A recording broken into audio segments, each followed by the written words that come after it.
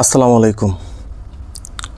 গতকালের এই স্বাধীনতা পেয়ে যারা খুশিতেই আত্মহারা হয়ে গেছেন, আপনারা জল্লা।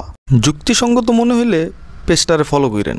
সংস্কারের দায়িত্ব নিতে না পারলে এই স্বাধীনতা আপনার জন্য আনা হয় নাই, কোনো ভাগ নাই আপনার এই স্বাধীনতাতে।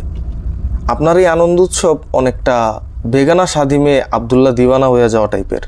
এদেশের প্রত্যেকটা নাগরিক অনেক ভালো, অনেক সচেতন, কিন্তু গতকালকে বাংলাদেশের যে লুটপাট অগ্নিসংযোগের কাজ যারা করছে তারা আওয়ামী লীগের লোকজন, আওয়ামী লীগের কিছু সংখ্যক খারাপ লোকজন। এইটা বইলা আপনাদেরকে আরেকটা সুযোগ দিলাম, ভালো হয়ে যান। এই ছাত্ররা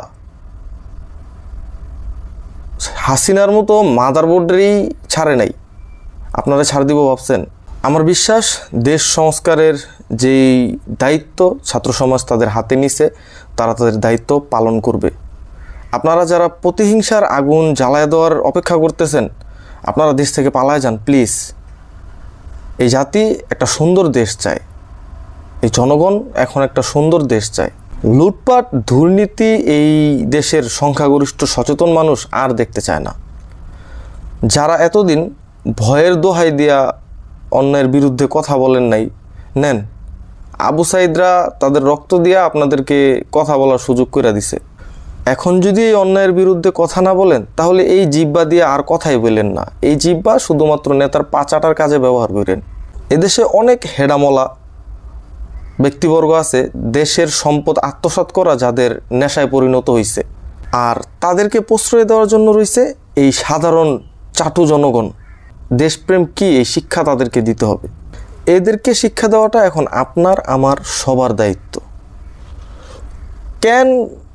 কে কোন দল, এই দলদলানির কারণেই দেশের আজকে এই অবস্থা।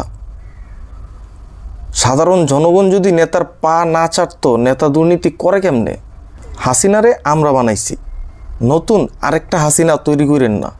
প্রত্যেক দিন আপনার আমার জন্য কেউ যুদ্ধ করবে না। ভাতারপাড়ায়, লাংপাড়ায় আর রাজপ্রাসাদ বানাইতে দিন না কাউরে। দেশের অফিস আদালত থেকে শুরু করে গ্রামের মুদি দোকান পর্যন্ত একটা নিয়মমাফিক চালাইতে হইব। আপনি উন্নত বিশ্বগুলোরে দেখেন, তাদের সব কিছু একটা নিয়মমাফিক চলে। এই দেশটারে এখন একটা নিয়মের মাধ্যমে চালাইতে হবে। সাধারণ জনগণের কিছু শিক্ষা অর্জন করতে হবে। ভাই, অযথা মোবাইলে অসুস্থ কন্টেন্ট দেখেন না, নির্লজ্জ বেহায়া কন্টেন্ট ক্রিয়েটরদের কন্টেন্ট দেখা সময় নষ্ট করেন না। সোশ্যাল মিডিয়ায় অনেক ভালো কিছু আছে, ভালো কিছু দেখেন, কিছু শিক্ষা অর্জনের চেষ্টা করেন।